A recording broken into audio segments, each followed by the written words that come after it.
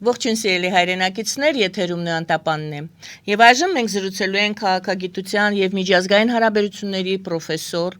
Միացյալ Նահանգների Stonehill College-ի Ռիչարդ Ֆենեգանի անվան միջազգային հարաբերությունների եւ քաղաքագիտության պատմավոր դասախոս, բազմաթիվ գրքերի եւ հոդվածների հեղինակ Աննա Օհանյանի հետ։ Ողջունում եմ, Տիկին Օհանյան։ Մենք հեռակապով ենք միասին աշխատելու այսօր։ Ես շատ շնորհակալ եմ, որ կապվել եք մեզ հետ։ Շնորհակալություն հրավերի համար, միշտ հաճելի է Գայանեն։ Շնորհակալ եմ, ինձ էլ է շատ հաճելի ձեզ հետ զրուցելը եւ մեր լսարանն է իմիջիալոտ շատ սիրով սպասում եւ լսում ձեր խոսքը։ Այսօրվա լուրից սկսենք Ալիևը հայտարարեց, որ Ադրբեջանը վերացրել է դեպի Հայաստան մուտք գործող իր տարածքով Հայաստան մուտք գործող բեռների տարանցման բոլոր սահմանափակումները եւ առաջին նման տարանցիկ բեռը ղազախական հացահատիկի տեղափոխումն է Հայաստան։ Սա Վաշինգտոնյան պայմանավորվածություններից 2.5 ամիս անց առաջին տեսանելի քայլն է, բայց նույն օրը մենք իմացանք նաև, որ Փաշինյանը հայտարարեց, որ հունվարի 1-ից կրճատվելու է զինծառայության ժամկետը 2 տարվա փոխարեն 1.5 տարի է այսուհետ լինելու, ընդ որում դա արեց ավելի շուտ քան պետք է արվեր, անգամ օրենքն է ընդունվել։ Սա զուգադիպեցին այս երկու հայտարարությունները Ալիևի, որ սահմանափակումը վերացնում է եւ Փաշինյանի։ Ոմանց կարծիքով Հայաստանում սա փոխկապակցված քայլեր են, փոխհամաձայնեցված քայլեր են։ Ինչպես եք դուք գնահատում այդ փոխկապակցվածության պահը եւ ընդհանրապես Ալիևի այս քայլը, որ Ադրբեջանը փաստորեն առաջին անգամ ապաշրջափակման մասին է խոսքը գնում փաստացի։ Համեցեք։ Ես չէի ասի, որ դրանք ուղղակիորեն կապված են կամ ինչ-որ սինխրոն քայլեր են, բայց ընդհանուր առմամբ ինձ թվում է, որ այդ որոշումը Հայաստանում կապված է նրա հետ, որ ընդհանրապես մինչև հիմա Հայաստանի վարած դիվանագետությունը ուղղված է լարվածությունը կոնֆլիկտային լոգիկայից դուրս բերել պետությանը եւ լարվածությունը իջացնել եւ ընդհանրապես որպես դեմոկրատական երկրներին անհրաժեշտ է տնտեսական աճ, դրա համար անհրաժեշտ են բաց սահմաններ, կանխատեսելի կապվածություն եւ այս բոլոր պատճառներով է, որ դեր են խաղում, որ Հայաստան-Ադրբեջան հարաբերությունները փաստորեն փորձում է կառավարությունը այդ ուղղությամբ տանել եւ Վաշինգտոնյան համաձայնագրերը շատ կարեւոր դեր խաղացին, որ ոչ միայն լարվածության աստիճան իջացրեցին, այլ նաեւ գործիքակազմ տվեցին երկու կողմերին եւ հատկապես Հայաստանին ռեգիոնը բացելու համար, որը էլի շատ կարեւոր է Հայաստանի Ադրբեջանի նման փոքր պետություններին միջազգային համակարգում դրանք նույն կշիռի, նույն քաղաքական կշիռն ունեն փոքր պետությունները չնայած տարբեր ռեսուրսներով են, տարբեր դիրքավորվածություն ունեն։ Այսինքն Ադրբեջանի վարած այդ նոր որոշումը, որ արդեն հնարավոր է Ղազախստանից եկող հացահատիկը հասցնել Հայաստան, շատ կարևոր է։ Ես ճիշտն ասած այդ բուրը դեռ չէի կարդացել, շատ կարևոր է նախ որ գիտենք, որ Հայաստանը կախվածություն ունի Ռուսաստանից եկող հացահատիկից եւ դա փաստորեն հնարավորություն է տալիս դիվերսիֆիկացնել Հայաստանի սննդի անվտանգության համար է սա շատ կարևոր, այսինքն միշտ կախված լինել մեկ երկրից դա շատ ռիսկային է։ Բայց թե դա բանակի հետ չի կապի, ուղղակի բանակի ծառայության ժամկետը 2 տարուց 1.5 իջացնել, դա ընդհանուր ես կապում եմ, որ Ադրբեջանի հետ լարվածությունը շատ արագ իջնում է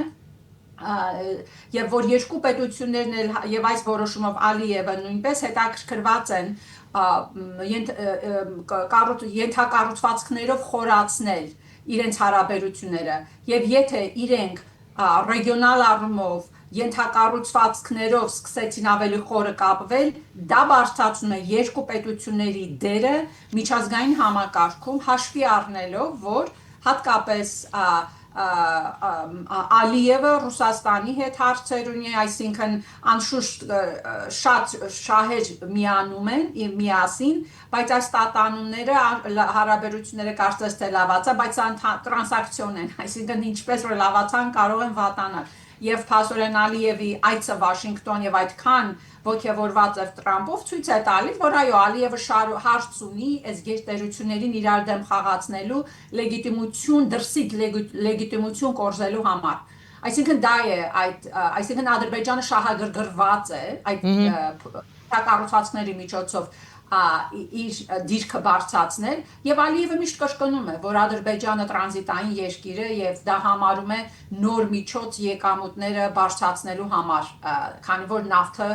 քչանում է նավթից եկող եկամուտները, չնայած անշուշտ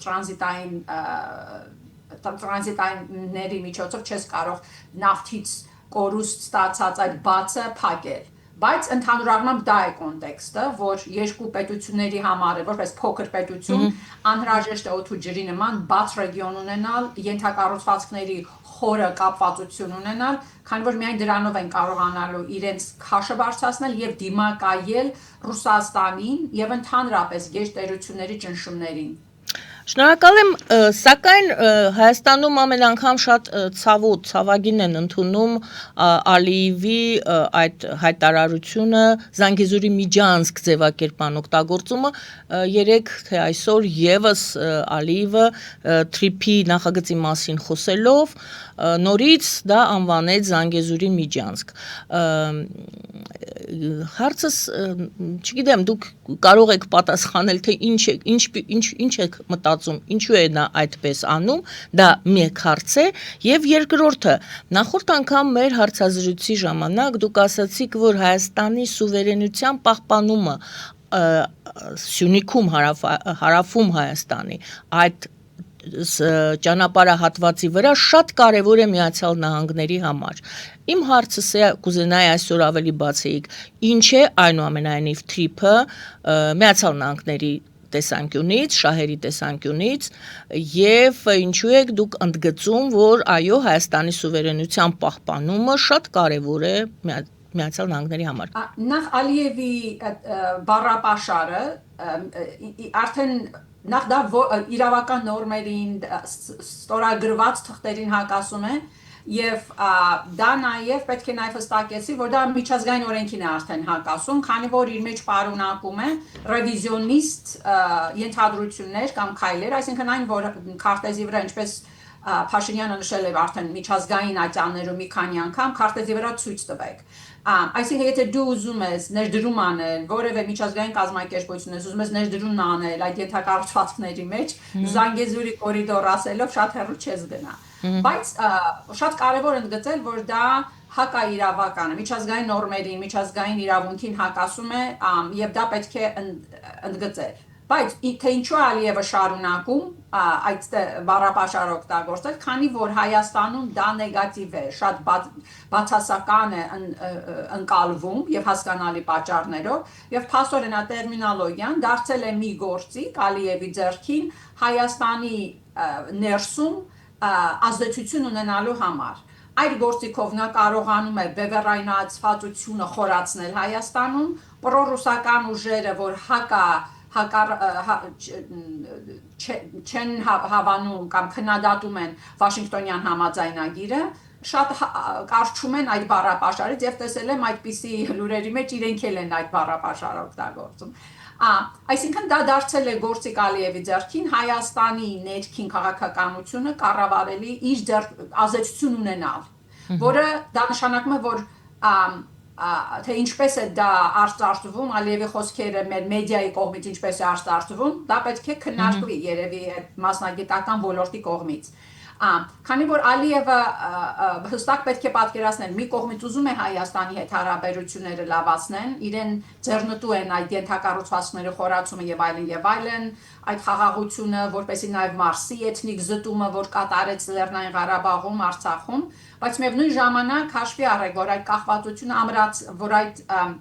բացվածությունը, սահմանների բացվածությունը խորացնելու է տնտեսական դիվիդենդներ է առաջացնելու Հայաստանի դեմոկրատական համակարգին, որը իր համար շատ ռիսկային է։ Իսկ ինչ վերաբերվում, այսինքն դա գործիք է դարձել Ադրբեջանի ձեռքին, Հայաստանի ոչ եւ իր ներսի լսարանին ասելու, որ տեսեք ես այս տերմինով եւ ինքը փաստորեն ինքն է ստեղծել այդ տերմինը եւ ուզում եմ ինչեւ վերջ առաջ տարած լինել, բայց ուղղակի արդեն դա նաեւ Հայաստանում դարձել է գործիք Հայաստանում բաժանություն, բևեռայնացվածությունը խորացնելու համար, իսկ բևեռայնացվածությունը ուղղակի ռիսկ է դեմոկրատական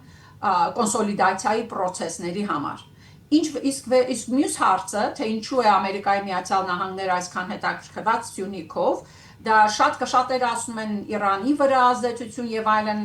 արդեն Իրանի վրա ազդեցություն Ամերիկայի Միացյալ Նահանգները ունի Ադրբեջանի միջոցով, այսինքն ես դա բոլորովին չեմ կապում Իրանի վրա ազդեցություն ունենալու, հատկապես որ սահմանը այդքան փոքր է, այսինքն տնտեսական հաշվարկներով եւ այլն, այդքան նպատակներ չեմ տեսնում, բայց ինձ թվում է, ես կարևորում եմ այն թեզը, որ իմ կարծիքով, որ սա կապ ունի Ամերիկա-Չինաստան հարաբերությունների հետ, եթե Չինաստանի մոտ Մալակայի նեղուցը փակվեց Թայվանի շուրջ եղած կոնֆլիկտի պատճառով, այսինքն Ամերիկայի կոնֆլիկտ այդտեղ հասունացավ եւ Ամերիկայի արևմուտքը կարողացավ Մալակայի նեղուցը փակել, որը շատ կարևոր է Չինաստանի տնտեսության, աշխարհի տնտեսությանը կապված մնալու համար, այս միջանցքը կարևորվում է, մայր ցամաքով կապվածությունը խորանում է եւ այդ կոնտեքստով է Ամերիկայի Միացյալ Նահանգները դիտում Հայաստանի հարավին, բացի դրանից մինչև հիմա ես մի քանի անգամ նշել եմ Ամերիկայի Միացյալ Նահանգները հետ է մնացել եւ Եվրոպան նաեւ հետ են մնացել մի շատ կարևոր process-ներ, որ Չինաստանն է սկսել։ Դա է իր ազդեցությունը խորացնել ինֆրաստրուկտուրային կապերի միջոցով։ Եվ այդ առումով Չինաստանը շատ առաջ է, գնացքի գծեր, ճանապարհներ ամբողջ եւ իր հարևանների միջոցով, մինչեւ նույնիսկ Աֆրիկա Եվ այս պայմաններում է, որ կարծես թե Ամերիկայի Միացյալ Նահանգները արթնացել է, որ կարողանա ազդեցություն ունենալ կամ մասնակցել այդ ինֆրաստրուկտուրային կապերին եւ շատ լավ է, որ Ամերիկայի Միացյալ Նահանգները կարևորում է սա, քանի որ անկախ նրանից թե ինչպիսի արտաքին քաղաքականություն է վարում, Միացյալ Նահանգները առաջ է եւ արևմուտքը առաջ են տանելու ենթակառուցվածքային կապվածությունը միջազգային լիբերալ նորմերի շուրջ Այսինքն միջազգային իրավունքի պայմաններով են դրանք այդ կապվածությունը առաջ տանելու, որի հիմնակարն է պետությունների սուվերենությունը, բռնի ուժի դեմ նորմերը, այսինքն սրանք շատ կարևոր են, հատկապես տերիտորիալ սուվերենության գործոնը։ Եվ դա չի նշանակում, ես չի ասի, որ արդեն Չինաստանը դուրս է մնում, Չինաստանը արդեն տեղավորված է Վրաստանում, Անակլայի նավահանգիստում, որ արդեն իրենք են կառուցում, այսինքն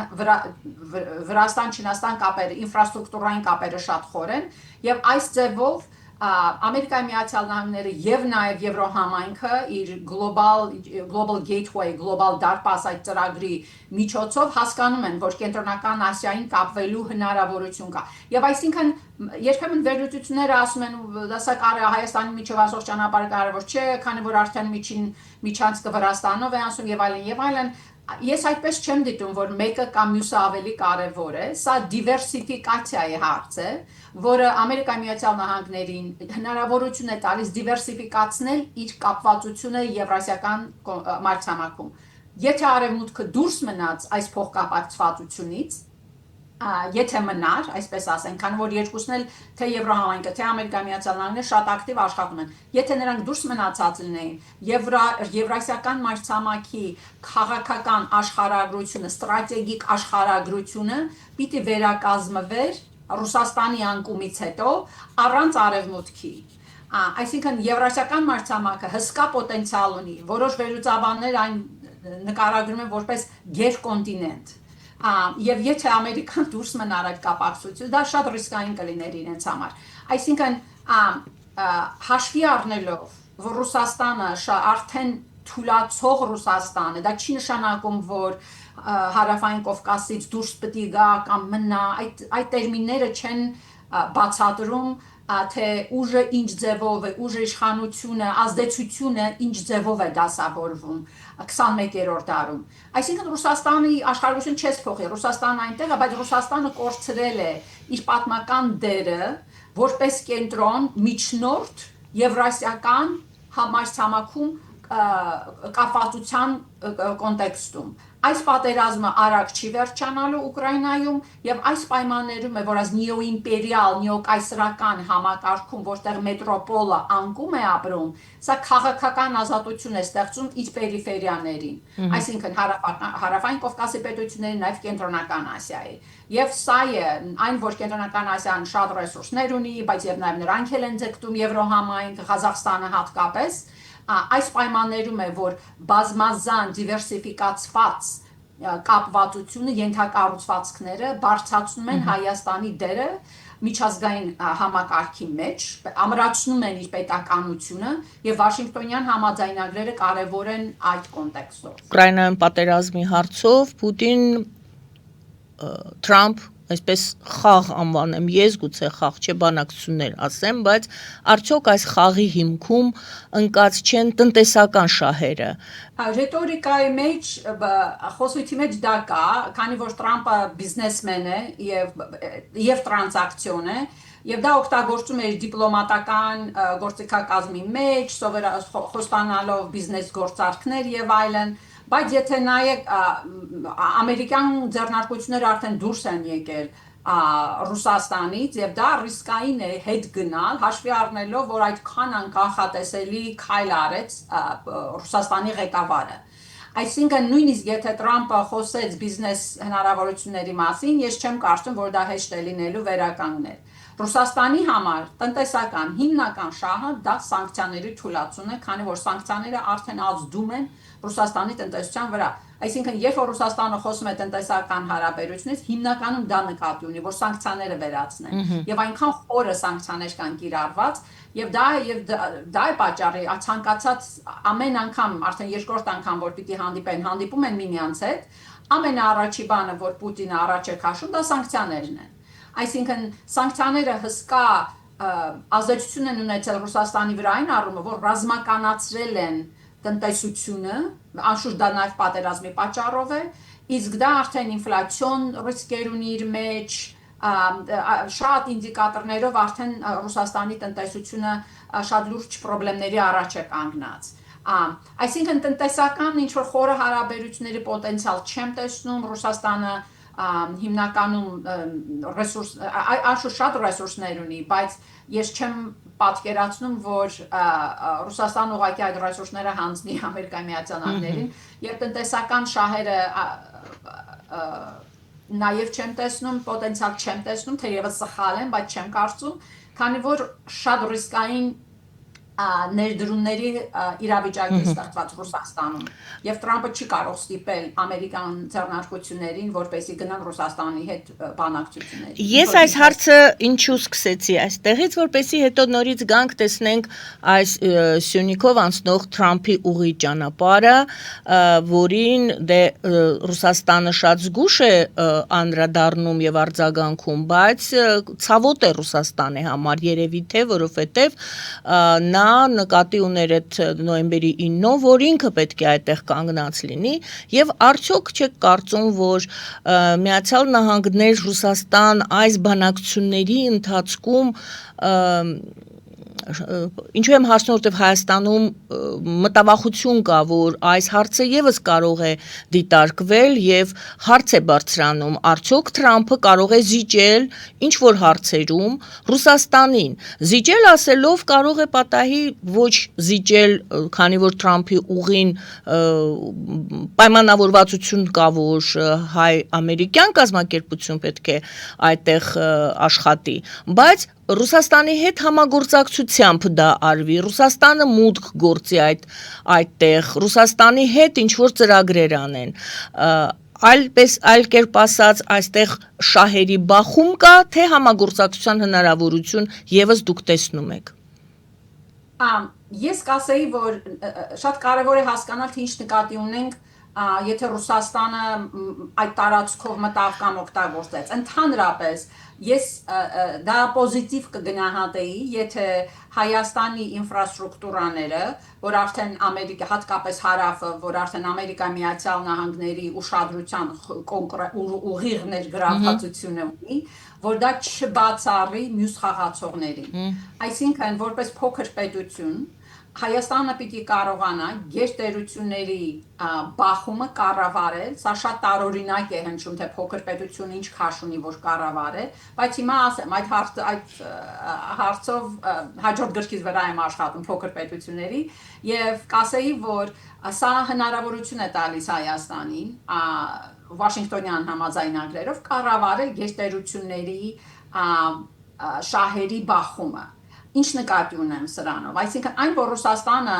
շատ բաց նեգատիվ չի արտահայտվել, քանի որ ինձ թվում է, որ հաշվարկներ ունի, որ կարող է այդ ճանապարհից օգտվել։ Եթե պատերազմը վերջացավ, ինչ որ ձևով տնտեսական կապեր վերականգնվեցին Ռուսաստանի եւ թերևս Արևմուտքի հետ կամ Թուրքիայի հետ, այսինքն դա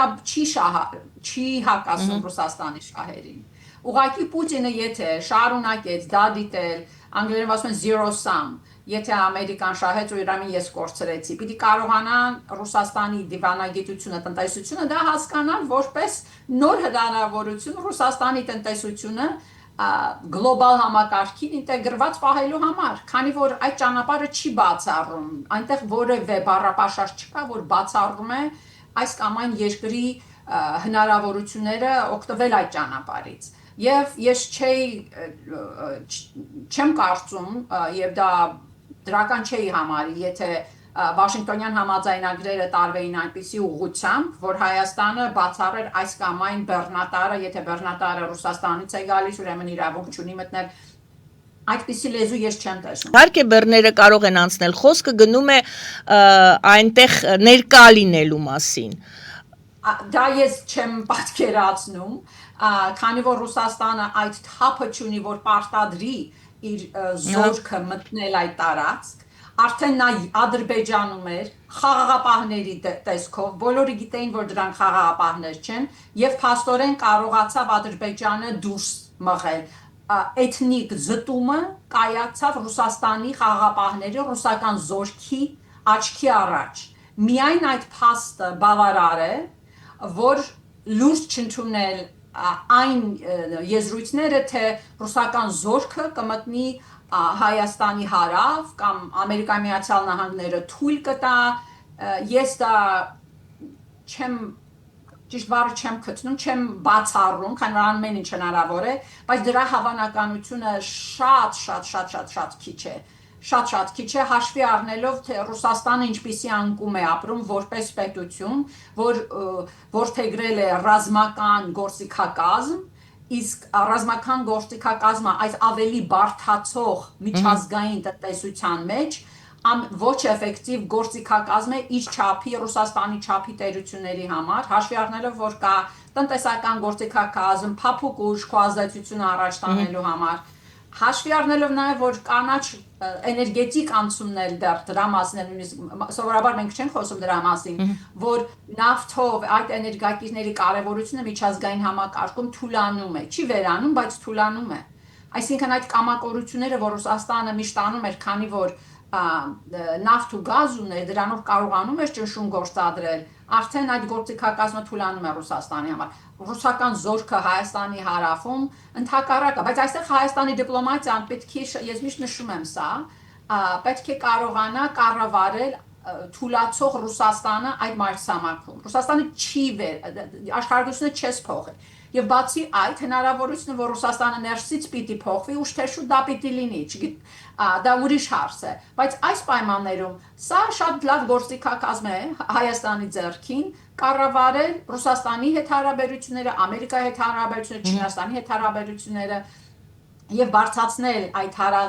Հայաստանը որպես տրանզիտային երկիր, դրա կարեւորությունը եւ ռեգիոնում եւ մայրցամաքում։ Շնորհակալ եմ Deutsche Welle-ի հետ հարցազրույցում Արարատ Միրզոյանը այսպես շատ անորոշ ձևով Եվրամիության անդամակցության հարցի շուրջ խոսելով ասաց, որ չի բացառում, որ կարող է այս ամիս, դե երևի հոկտեմբերը արդեն ավարտվում է, համենայն դեպս ասեց, այս ամիս կամ մյուս տարի մենք դիմենք արդեն Եվրամիության անդամակցության համար։ Հարց է բարձրանում, ինչու անորոշ այդպես, չնայած առաջին անգամ մենք լսեցինք ավելի որոշակի պատասխան, որ այո, տրամադրվածություն կա իսկապես իշխանությունների կողմից անդամակցության հայտ ներկայացնել։ Շատերը ասում են, եթե հայտ պետք է ներկայացնի, ուրեմն Ռուսաստանյան այդ ԵԱՏՄ-ից դուրս գա, ՀԱՊԿ-ից դուրս գա, դրանք Ռուսաստանը բազմիցս ասել է, որ համատեղելի չէ Եվրամիության անդամակցությունը եւ մասնավորապես օրինակ այդ նույն ԵԱՏՄ-ի կազմում շարունակել լինելը տնտեսական համագործակցության եվրասիական։ Եվ այսպես հարցը հետեւյալն է. ինչով է պայմանավորված, որ նախ Արադ Միրզոյանը այդպես անորոշ ձևակերպեց, որ այս ամիս կամ մյուս տարի, ինչով է պայմանավորված այդ փաստը, որ ինչ պետք է լինի, որ Հայաստանը այնուամենայնիվ դիմի, եւ ինչը կարող է խանգարել Հայաստանին, որ Հայաստանը դիմի այնուամենայնիվ։ Չեմ լսել Արադ Միրզոյանի հայտարարությունը, բայց ձեր բացատրությունից գայնը ինձ թվում է, ենթադրում եմ, որ այդ անորոշությունը գալիս է երևի հենց Ռուսաստանի հետ վախից, այսինքն չթիրախավորվելու վտանգը այստեղ կա, բայց նորից եմ կրկնում, սա 90-ականների 2000 թվի 2010-ական թվականների Ռուսաստանը չէ, եւ էլի, այսինքն բայց միևնույն ժամանակ այդ անցումը պետք է կառավարելի լինի, այսինքն դա շատ անկանխատեսելի Ռուսաստանը անկանխատեսելի խաղացող է, բայց ենթադրում եմ, որ երևի թե այդ վախն է։ Մյուս ավելի կարևոր փաստը այն, որ Ռուսաստանի կառուցվածքային առումով Հայաստանի տնտեսական համակարգի մեջ Ռուսաստանը դեռ շատ մեծ կշիռ ունի։ Եվ եթե այդպիսի անցում պիտի լինի, ոչ միայն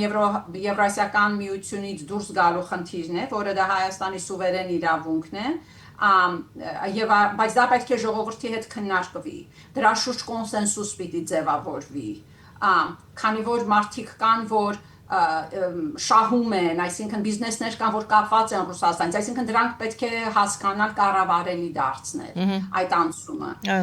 բայց ես կասեմ, որ դա շատ ավելի մեծ գործոն է զգուշավոր լինելու Եվրոհամայնքին մոտենալու, Ռուսաստանի տնտեսությունից այդքան կախվածությունը, նույնիսկ ասում են, որ Վրաստանը ավելի դեպի Ռուսաստան է թեքվում, նրա տնտեսությունը ավելի կարծեմ թե Եվրոպայի հետ է ավելի խորը կապված, քան թե Ռուսաստանի եւ նաեւ Ասիայի, Չինաստանի։ Մի հատ պիտի ուղղակի նորից ճշտեմ վերջի թվականները։ Այսինքն դա է շատ ավելի, դա քաղաքատնտեսական հարց է։ Եթե միանալու հարց կա, ինչ է դա նշանակում Ռուսաստանի հետ տնտեսական հարաբերությունների ոլորտում, ինձ թվում է զգուշության կետերը դրանք են, Ռուսաստանի կառավարելիության հարցը, որ Ռուսաստանը դա ծանր չընդունի, դա չի նշանակում Ռուսաստան-Հայաստան հարաբերությունների խզում, ընդհակառակը դա վերադասավորում, դա հնարավորություն է տալիս Ռուսաստանին նոր ուղի ունենալ Եվրոհամայնք ապագայում հատկապես երբ պատերազմը վերջացավ, բայց ավելի ռիսկային է տնտեսության կառուցվածքը։ Ես ենթադրում եմ, որ դրանք են Արարատ Միրզոյանի Շնորհակալություն։ Այժմ փոքրիկ գովազդային ընդմիջում Հայտարարեմ Աննա ջան 3 վայրկյան է տևում եւ այնուհետեւ կխնդրեմ պատմեք, ես իմացա, որ այս վերջին ձեր Facebook-յան ձեր ռեժից իհարկե տեղեկացա, որ շատ հետաքրքիր զեկույցներով հանդես եք եկել դուք եւ ձեր գործընկերները տարբեր քաղաքներում։ Ինձ թեման շատ հետաքրքրեց, այժմ գովազդային կարճատև դադար եւ կխնդրեմ այդ մասին մի փոքր պատմել մեզ։ Սիրելի հայրենակիցներ, գովազդը եթերում։ Ֆելիչե ժամանակակից ատամնաբուժական կլինիկա։ Այստեղ հարմարավետությունն ու խնամքն առաջնային են։ Այստեղ կիրառվում են ատամնաբուժական ամենաժամանակակից տեխնոլոգիաներ, ճշգրիտ ախտորոշում, արդյունավետ բուժում, նուրբ փորձառություն եւ անհատական մոտեցում։ Սկսած սովորական մանրուքներից մինչև առաջադեմ ընթացակարգեր, այստեղ դուք գտնվում եք բարձր որակավորում ունեցող եւ փորձառու ատամնաբուժական մասնագետների ձեռքերում։ Մեր բարեկամական եւ հյուրընկալ անձնակազմն այստեղ է յուրաքանչյուր այցը հաճելի դարձնելու համար։ Ֆելիչե։ Ձեր առողջ եւ ամենաերջանիկ շփիտը սկսվում է այստեղից։ Եկեք եւ բացահայտեք նորարարության փորձագիտության եւ կարեկցանքի կատարյալ համադրությունը։ Երևան շիփինգ, սենսացիա ստեղ, հա։ Այո, ճիշտ եք եկել։ Սանդրոցներ Երևան ուղարկելը $2.99 օթանավով։ Այո, Իսկ եթե դոլար ուղարկես, դոլար ստանան։ այո, Իսկ որ տանեն տուն հասցնեն, էլի մի տոկոս, հա։ 2%։ Երասը ծրի է, էլի։ Ժողովուրդ սենսացիա, ծրի է։ Նորթ Հոլիվուդ, Գլենդել։ Ջաքփաթ հագուստի խանութը երկրորդ մասնաճյուղն է բացել Գլենդելի սրտում, որտեղ կարող եք ձեռք բերել եվրոպական եւ ամերիկյան ընտիր հագուստեղեն, կոշկեղեն, աքսեսուարներ, պայուսակներ ամենահարմար արժեքներով։ Նաեւ կարող եք ցանկացած ապրանք պատվիրել եւ ձեռք բերել կարճ ժամանակում։ Ջաքփաթի Գլենդելի հասցեն է 1135 North Pacific Avenue, հեռախոս 818 813 2252։ Ջաքփաթ հագուստի լավագույն կենտրոնը Գլենդելում։ 60-ից ավելի ճանաչված եվրոպական բրենդների ինքնատիպ, չկրկնվող եւ մատչելի ընտրանին Fortuna Home and Country House խանութ սրահում։ Նորավոճ սպասք եւ կահույք հորեկա բնագավառի համար, տեքստիլ, տնտեսական ապրանքներ, ամեն ինչ գեղեցիկ կյանքի համար։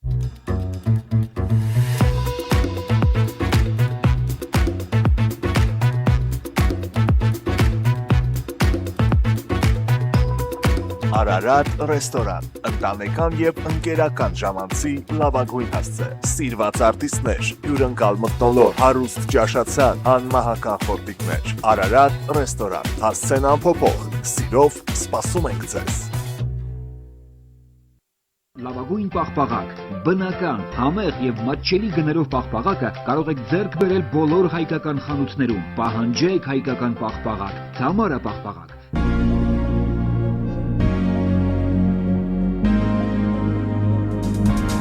Տպագրեք ձեր գիրքը նոյան տապան տպագրատանը, ինչպես նաև թերթեր, ամսագրեր, բուկլետներ եւ այլն։ Հասցեն քաղաք Երևան, Իսահակյան 28 առաջին հարկ։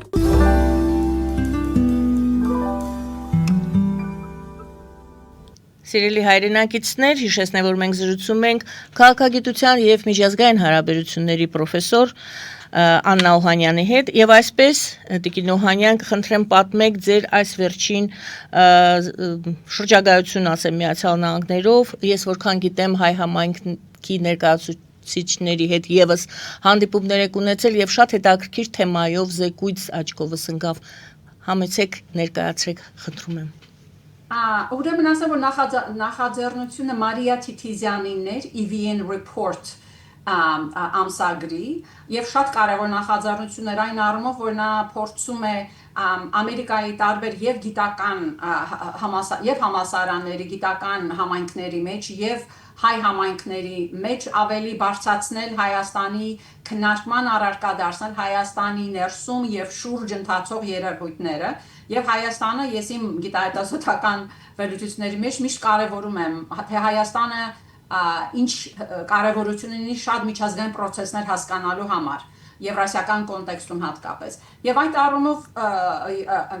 Մարիա EVN Report-ը եւ այդ panel-ը հրավիրված էր ելույթ ունեցավ մենք քննարկում կազմակերպվեց Stanford համալսարանում UC Berkeley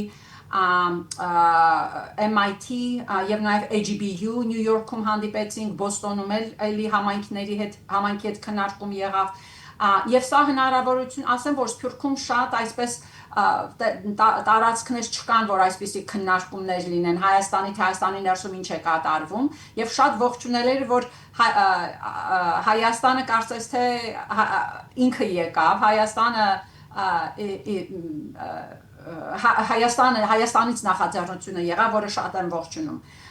Ֆորմատները տարբեր մի քիչ ուղղվածությունը տարբեր էր տարբեր համալսարաններում Stanford օրինակ MIT-ում ուղղվածությունը ավելի IT sector տեխնոլոգիական էր եւ թիմի անդամ էր Ռաֆիկ Հասարջյանը, որը պիոներներից է Հայաստանում, այսպես ասած, նախաձեռնողներից է Հայաստանում IT sector-ի զարգացման առումով եւ Ռաֆին շատ կարեւոր ձևով բացատրում էր թե այս Հայաստան-Ամերիկա համաձայնագրերի մեջ, որ Վաշինգտոնում ստորագրվեցին, որը շատ քիչ է խոսվում, շատ կարևոր համաձայնագրեր կային, ոչ միայն Հայաստանը փաստորեն դարձնելով արհեստական բանականության կենտրոններից մեկը, Հայաստանի էներգետիկ անկախությունը ապահովել, այսինքն սրանք փաստորեն եթե առաջ շարժվեցին, խորացան այս հարաբերությունները, դրանք ամբողջովին փոխում են Հայաստանի պետականության ԴՆԹ-ն։ Այսինքն դա դառնում է digital թվային պետություն, որը բարձրացնում է Հայաստանի կշիռը միջազգային համակարգում որպես թվային պետություն, այն առումով, որ ինֆրաստրուկտուրա ունի։ Ներսես Կոպալյանը Նևադայի համալսարանից շատ պատմեց, թե process ինչպես է եղել Վաշինգտոնի համաձայնագրերի ստորագրման, թե Հայաստանի կառավարությունը ինչու է միանգամից ողջունել Ամերիկայից եկած այդ առաջարկը, եւ իմ ելույթներում էլ MIT-ում նաեւ Արեգ Դանագուլյանը խոսեց էլի տեխնիկական կողմերը ընդգրկելով իմ ելույթներում ես շատ կենտրոնացա թե այս Վաշինգտոնյան համաձայնագրերը ինչ ռեգիոնալ ազդեցություն ունեն, հստակեցրի թե այս համաձայնագրերը ինչ անում են եւ ինչ չեն անում, այսինքն սրանք Ղարաբաղի, Արցախի շուրջ եղած խաղաղության պայմանագրեր չեն, այդ հարցը դա չէ ֆորմատը, բայց նաեւ կենտրոնացա թե ինչպես այս համաձայնագիրը հնարավորություն տալիս ռեգիոնը Հարավային Կովկասը տրանսֆորմացիա ենթարկելու,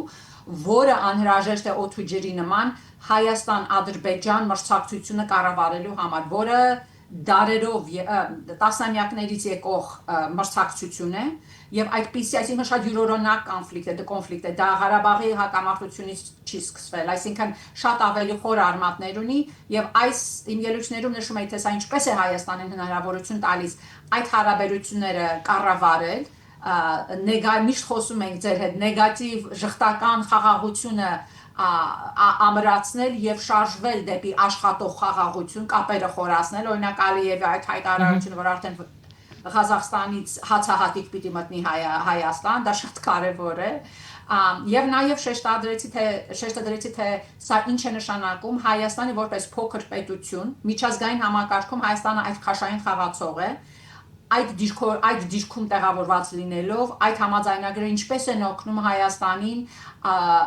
ավելացնել, բարձրացնել իր դիրքավորումը, ամրացնել իր սուվերենությունը եւ փոխել իր ներսի տնտեսական դասավորվածությունը եւ թվային պետություն դարձնելով, այսինքն պետականության լոգիկան է ամբողջովին փոխվում։ Տակրկրություն կար, թե միայն հայկական միջավայրն էր ներկա այդ ձեր զեկույցներին եւ այդ զրույցներին։ Չէ, շատ կա, այսինքն կային գիտնականներ, դե անշուշտ ես չեմ կարող, չգիտեմ թե ով էր հայ կամ ով հայ չէր, բայց գիտնականներ կարծեմ տեսա, որ ես ճանաչում էի, որ մոտեցան այո խոսեցինք, բայց հայ համայնքի Նյու Յորքում օրինակ AGBU-ում հանդիպումը երբ որ եղավ, սրահը ամբողջովին լիքն էր եւ հարցերը շատ կարեւոր էին, շատ խոհուն էին, մի մասը ինֆորմացիա էր ուզում սպասել, մի ակնկալում, մի մասը վերլուծություն էր ուզում, բայց շատ կոնստրուկտիվ էր եւ ամեն համայնքի հետ հանդիպելուց հստակ դարձավ թե ինչքան անհրաժեշտ են այսպիսի ֆորումները եւ Մարիա Թիթիզյանը խոստացավ, որ մարտին նորից կվերադառնա, քանի որ արդեն Թավց համալսարանից հրավերեր եկել, որպեսզի այնտեղ էլ կազմակերպենք այս նույն քննարկումը, կարծեմ Բոստոնի համալսարանից, եթե Հարվարդի համալսարանից, բայց ժամանակ չունեինք եւ միայն Արևելյան ափում միայն MIT-ում կառավարեցինք, բայց տեսնենք թերևս Մարիա Թիթիզյանը մեկ անգամ էլ այցելի կամ ուրիշները նախաձեռնեն այսպիսի գան, Հայաստանից գան քննարկում կազմակերպեն, քանի որ Հայաստանում եղած երևույթները միջազգային հարաբերությունների որպես սոցիալական գիտություն շատ հետաքրքիր են ու շատ կարևոր են, թե ինչ է կատարվում, թե Հայաստանի ներսում, թե Հայաստանի շուրջը եւ շատ ոգևորիչ է։ Շատ կարևոր, այո։ Հայաստանը գիտական առումով շատ հետաքրքիր է միջազգային հարաբերությունների տեսությունների մեջ։ Իհարկե, Հայաստանի ձայնը պետք է լսվի, պետք է հասանելի լինի, կարծում եմ շատ կարևոր գործ արեցիք, դրա համար ես հատուկ ուզեցի, որ մեր հարցազրույցի ընթացքում դուք ներկայացնեք դա։ Շատ կարևոր է։ Իհարկե, այսքան համառոտ կարճ ժամանակահատվածում դժվար էր, բայց գոնե մենք հասկացանք, որ դուք այնտեղ աշխատում եք բոլորով եւ շատ հետաքրքիր թիմ էր։ Ձեր թիմն է շատ լավը։ Այո, շնորհակալություն կփոխանցեմ։ Այո։ Շնորհակալ եմ Սիրելի Աննա, շնորհակալություն սիրելի հայրենակիցներ, որ մեզ հետ էիք։ Քաղաքագիտության միջազգային հարաբերությունների պրոֆեսոր Միացյալ Նահանգների Stone Hill քոլեջի Ռիչարդ Ֆենեգանի անվան միջազգային հարաբերությունների եւ քաղաքագիտության պատվավոր դասախոս Աննա Օհանյանն էր մեր զրուցակիցը։ Զրույցը վարում էր Գայանե Առաքելյանը։ Բարին ընձեզ։